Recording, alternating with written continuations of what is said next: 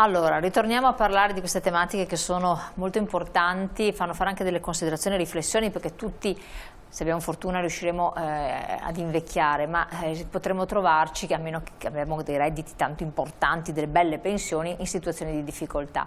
La segretaria dell'FNP ha sottolineato diversi punti. Innanzitutto servizio integrato sul territorio e valenza della domiciliarietà, che da un lato potrebbe andare a collidere con le figure che invece lavorano in queste strutture, eccetera, perché detta così di primo acchito, uno che ci ascolta dice: mi vogliono portare via il posto di lavoro, perché è uno che non va a fondo di questo problema. E dall'altro potrebbe aver piacere per queste persone anziane, finalmente non c'è più questo incubo, viene visto tante volte come un'angoscia della casa di riposo, me ne sto a casa, vengo assistito. Però c'è la terza entità, che è la garanzia di questa assistenza domiciliare, di cui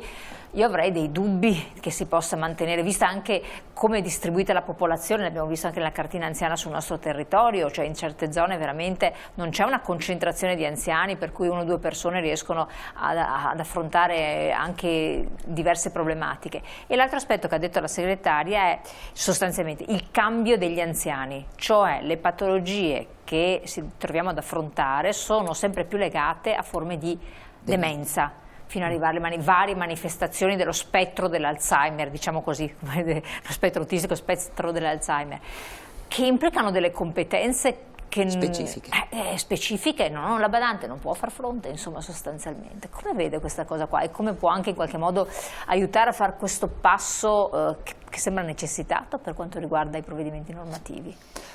Allora, diamo per scontato che tutti noi pensiamo alla nostra vecchiaia a casa nostra, possibilmente sani, ma sappiamo che poi la vecchiaia porta anche delle patologie e vorremmo avere magari quell'assistenza adeguata per tenerci a casa. Ma quando parliamo di grandi patologie e di grandi anziani, soprattutto le demenze, non basta la visita dell'infermiere 1 volta al giorno, 2 volte al giorno, lì c'è bisogno di un'assistenza che sia continua e qualificata. E qualificata perché? E qualificata, perché oggi qual è uno dei tanti problemi che hanno le case di riposo, le RSA? È che noi dentro abbiamo anziani sempre più vecchi, ma che arrivano dentro queste strutture quando le famiglie, con l'assistenza domiciliare, con le badanti, con quello che c'è, non sono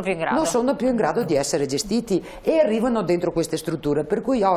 già oggi l'assistenza domiciliare in Veneto fa la sua parte o fa quel pezzo di lavoro che è possibile parte. Se noi proviamo ad immaginare che sia possibile che per ogni anziano possa essere assegnato un infermiere con un OS, diventa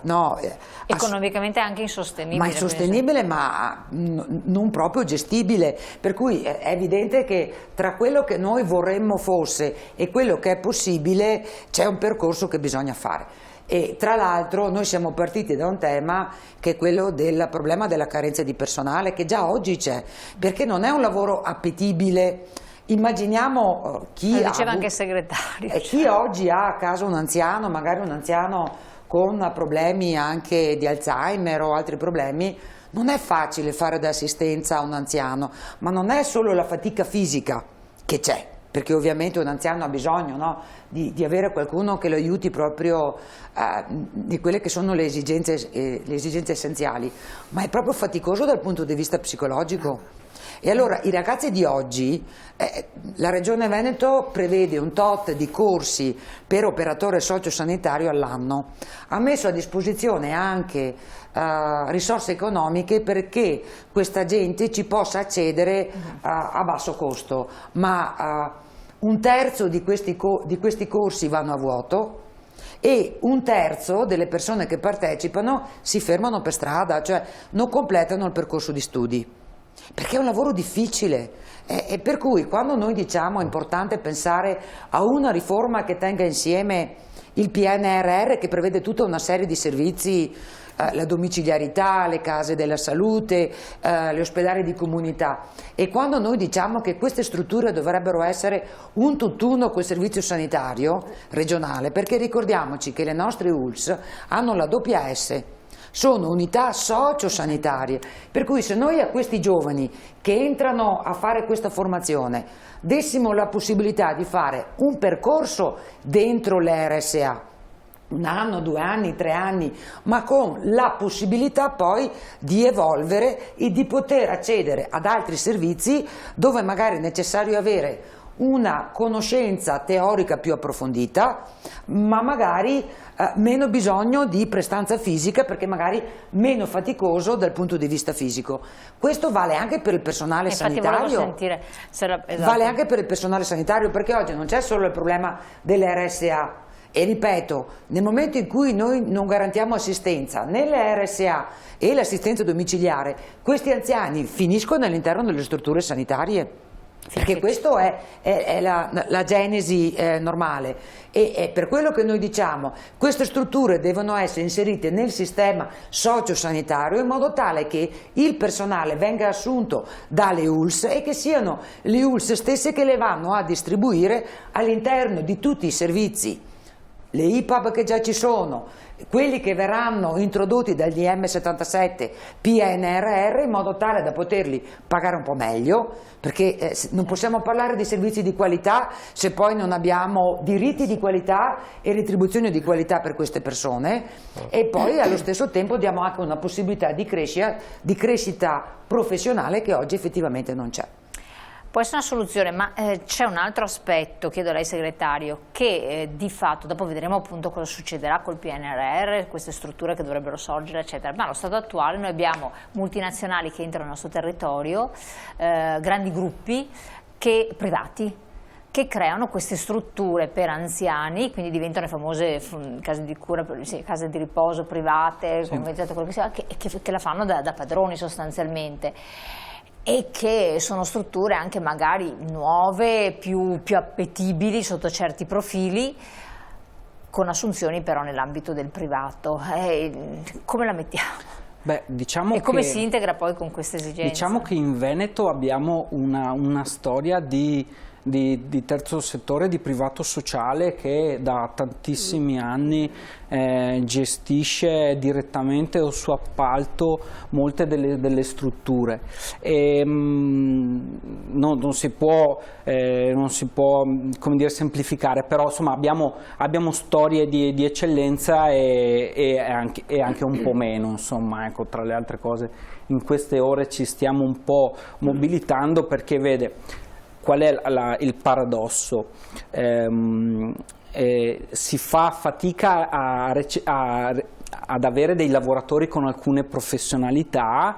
e per combattere un po' la difficoltà economica di qualche struttura del privato sociale si va a toccare delle cose tipo la malattia, e qualche struttura decide di non pagare i primi 3 giorni di carenza. Quindi in un momento in cui si fa fatica ad avere lavoratori, che come diceva giustamente Mary, non è solo una questione economica, perché non si affronta un lavoro di questo genere solo per una retribuzione, deve essere una spinta emotiva fortissima, e cercano di scaricare, ma stiamo parlando anche di grandissime aziende. Poi noi in Veneto non abbiamo ancora i grandi gruppi del privato sociale, diciamo, che si muovono, che sono magari presenti in altre regioni d'Italia, eccetera, perché, ripeto, abbiamo un privato sociale. Quali siano le prospettive di questi scenari? Beh, lì è il ruolo della politica cercare di governare molto bene, perché comunque si parla di affidamenti, di accreditamenti, di risorse. È logico che un'idea di privato sociale virtuoso è la visione che abbiamo anche noi, sì, di occuparci di alcune questioni che non è alternativo al pubblico, è sinergico al pubblico, è sussidiario. Altra cosa è dove non riesce ad arrivare il pubblico, la terziarizzazione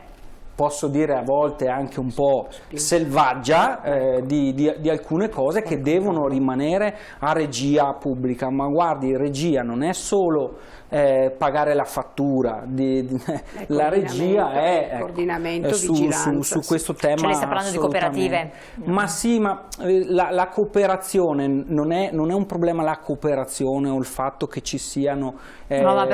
io cerco di semplificare, sì, per quando si dice terziarizzazione, se noi abbiamo una struttura che è di gestione di una cooperativa, non è il problema che sia migliore o peggiore, ma bisogna capire è in gestione diretta, eccetera. Poi ripeto, il pubblico ha le sue peculiarità, il privato ha le sue peculiarità, l'impresa sociale è un'impresa sociale, chi invece cerca di spostare tutto sulla marginalizzazione dei fatturati, insomma di quello che è la produttività, rischia di diventare un cortocircuito all'interno di un sistema come il nostro, di prospettiva, perché servono comunque grandi finanziamenti, perché anche oggi per gestire non so, il 20% di aumento di costi, se uno ha la sostenibilità finanziaria di sostenere questi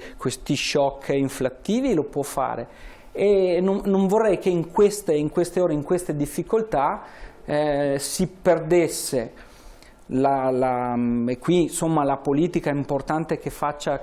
il suo ruolo, la lungimiranza di gestire di prospettiva, ma con una straordinarietà di un momento assolutamente difficile. Ecco, le strutture sono tutte in grandissima difficoltà finanziaria e quindi dove si riversa questa difficoltà? Sul privato, e lì in queste difficoltà cosa succede? Ma è il costo del personale piuttosto che a carico dell'utente. Guardi, io penso che una cosa che rappresenta bene il tema dell'anzianità, della vecchiaia, ma la grande paura più grande sia la solitudine, ecco. Ma è anche la solitudine di lavoratori e lavoratrici, dell'anziano oppure del disabile che ha una disabilità acquisita. Insomma, in queste solitudini c'è il grande rischio che si creino delle crepe, delle grandi distanze. Qui dobbiamo lavorare in maniera assolutamente sinergica. Posso dire noi, insomma, grazie anche a Tina, a Mary, stiamo cercando di fare un ragionamento per parlare di queste cose qua, facendo delle proposte concrete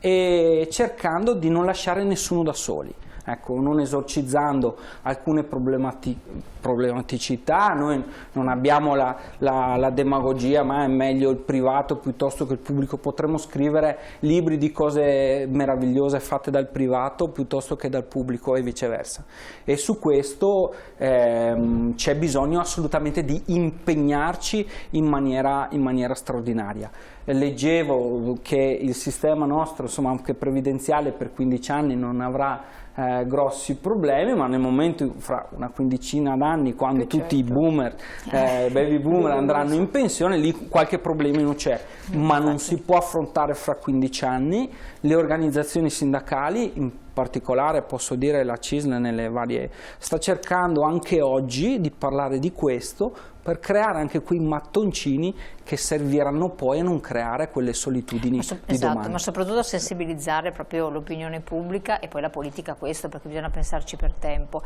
Anche le aziende dobbiamo, perché faccio un esempio, noi stiamo parlando di welfare, e sono gli anni del welfare inteso come è importante il buono andare in ferie, eccetera. Ma potrebbe anche essere un ruolo importante della contrattazione, sensibilizzare e dare delle risposte. Allora lì in grande sinergia con il pubblico, dire: può la contrattazione oggi occuparsi di quello che sarà certo un futuro meno ricco, oltre ad avere la previdenza integrativa che per noi dovrebbe comunque essere obbligatoria, ma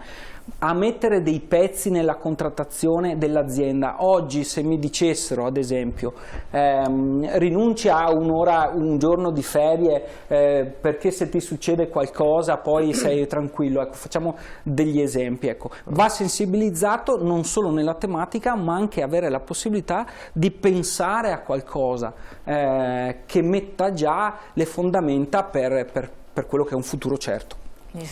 Volevo, riprendendo il ragionamento fatto dal segretario della Fisascat, così come è strutturato ora in Veneto il sistema pubblico e privato, servono entrambi, sono entrambi indispensabili per far funzionare il sistema oggi. Presi da soli nessuno dei due settori, privato e pubblico, riuscirebbe a garantire il servizio. Quello che noi vorremmo in prospettiva è un coordinamento e una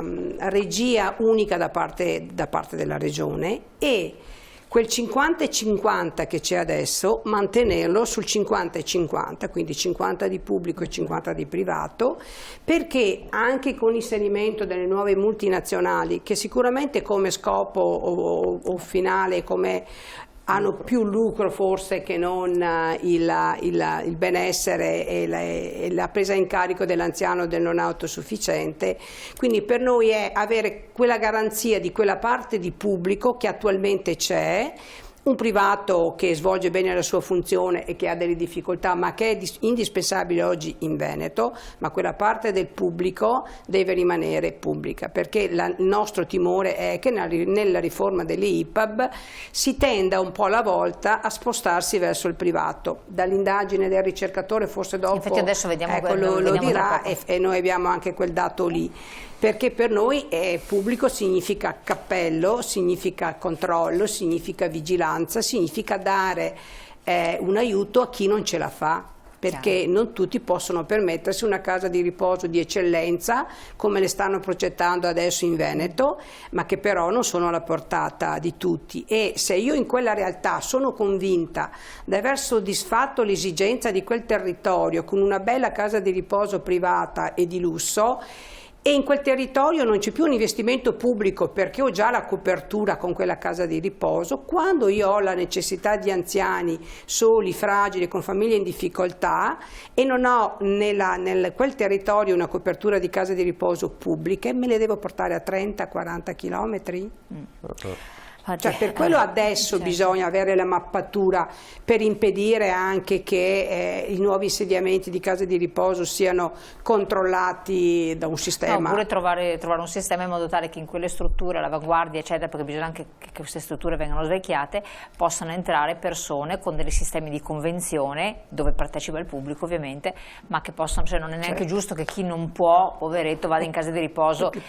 terrificanti, perché questo non è giusto, cioè non è neanche giusto questo, perché sennò sono prospettive veramente brutte. Dobbiamo tornare su questi temi, volevo appunto allacciarmi a quanto diceva la segretaria, quindi lei prosegue nella spiegazione della ricerca, però dopo la pubblicità, tra poco.